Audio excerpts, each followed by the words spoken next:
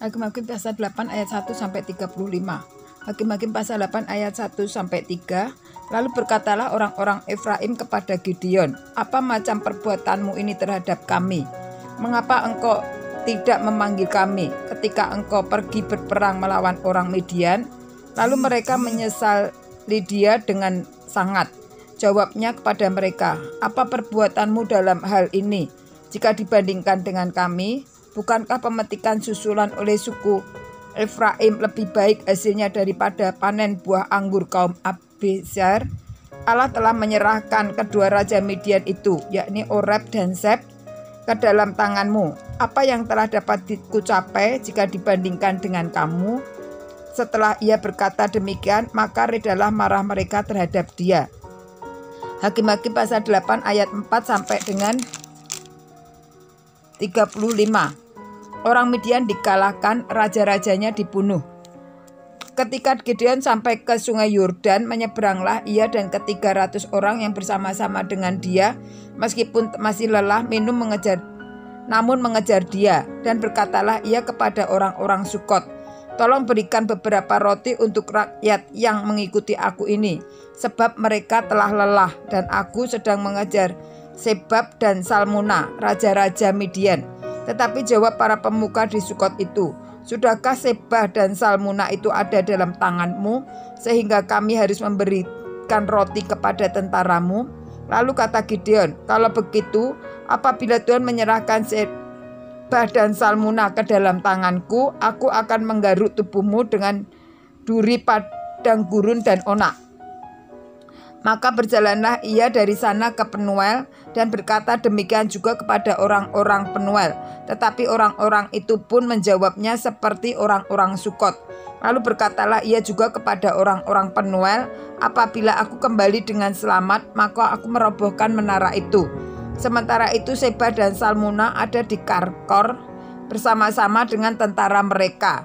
Kira-kira 15.000 orang banyaknya, yakni semua orang yang masih tinggal hidup dan dari seluruh tentara orang-orang dari sebelah timur. Banyaknya yang tewas, ada 120.000 orang yang bersenjatakan pedang. Gideon maju melalui jalan orang-orang yang diam di dalam kemah di sebelah timur Nebat dan Yogbeha, lalu memukul kalah tentara itu. Ketika tentara itu menyangka dirinya aman, Sebah dan Salmuna melarikan diri, tetapi Gideon mengejar mereka dan menawan kedua raja Midian itu, yakni Sebah dan Salmuna, sedang seluruh tentara itu dicerai-beraikannya. Kemudian kembalilah Gideon bin Yoas dari peperangan dengan melalui pendakian Hares. Ditangkapnyalah seorang muda dari penduduk Sukot. Setelah ditanyai, orang itu menuliskan nama para pemuka dan para tua-tua di Sukot untuk Gideon, 77 orang banyaknya.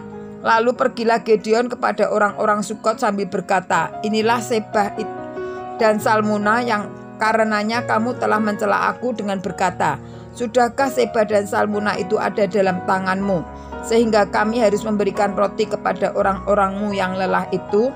Lalu ia mengumpulkan para tua-tua kota itu. Ia mengambil duri padang gurun dan onak dan menghajar orang-orang Sukot dengan itu. Juga menara Penuel dirubuhkannya dan dibunuhnya orang-orang kota itu. Kemudian bertanyalah ia kepada Sebah dan Salmuna, 'Di manakah orang-orang yang telah kamu bunuh di Tabor itu?' Jawab mereka, 'Mereka itu serupa dengan engkau. Sikap mereka masing-masing seperti anak raja.' Lalu kata Gideon, 'Saudara-saudaraku kah itu, anak-anak ibuku? Demi Tuhan yang hidup, seandainya kamu membiarkan mereka hidup, aku tidak akan membunuh kamu.' Katanya kepada Yeter orang sulungnya, 'Bangunlah, bunuhlah mereka.' Tetapi orang muda itu tidak menghunus pedangnya karena ia takut, sebab ia masih muda. Lalu kata Sebah dan Salmuna, 'Bangunlah engkau sendiri dan paranglah kami, sebab seperti orangnya demikian pula kekuatannya.' Maka bangunlah Gideon, dibunuhnya Sebah dan Salmuna. Kemudian diambilnya bulan-bulanan yang ada pada leher unta mereka." Hakim-Hakim pasal 8 ayat 22 sampai 35. Perbuatan Gideon selanjutnya dan akhir hidupnya. Kemudian berkatalah orang Israel kepada Gideon, "Biarlah engkau memerintahkan kami, baik engkau, baik anakmu maupun cucumu, sebab engkaulah yang telah menyelamatkan kami dari tangan orang Midian. Jawab Gideon kepada mereka, aku tidak akan memerintah kamu dan juga anakku tidak akan memerintah kamu, tetapi Tuhan yang memerintah kamu. Selanjutnya kata Gideon kepada mereka, satu hal saja yang kuminta kepadamu.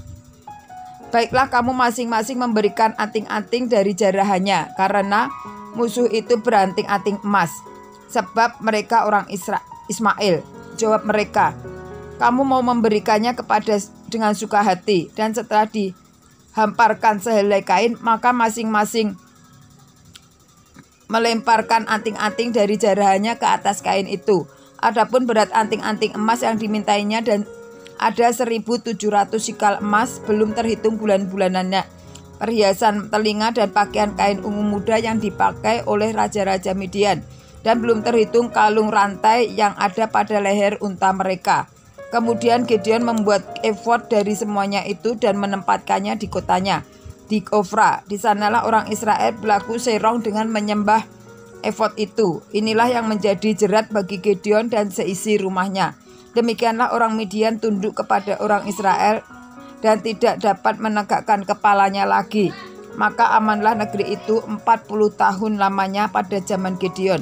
Lalu Serubbaal bin Yoas pergilah dan diam di rumahnya sendiri. Gideon mempunyai 70 anak laki-laki, semuanya anak kandungnya, sebab ia beristrikan banyak.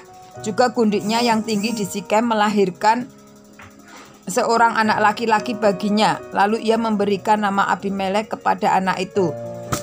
Gideon bin Yoas mati pada waktu rambutnya telah putih, lalu dikuburkan dalam kubur Yoas ayahnya di Ofra, kota orang Abiezer. Setelah Gideon mati, kembalilah orang Israel berjalan serong dengan mengikuti para Baal dan membuat Baal Berit menjadi Allah mereka.